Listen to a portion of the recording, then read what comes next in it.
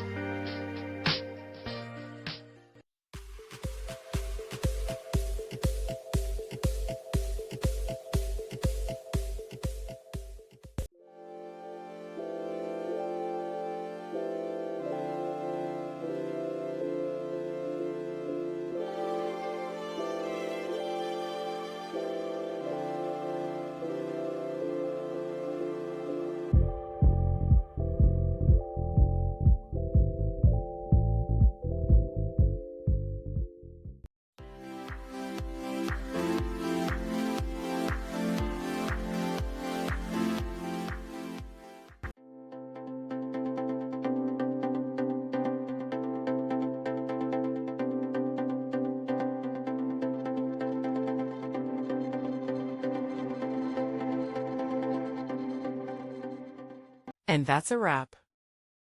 I hope you found the answer you were looking for. If you did, take a second to hit that subscribe button. It really helps out.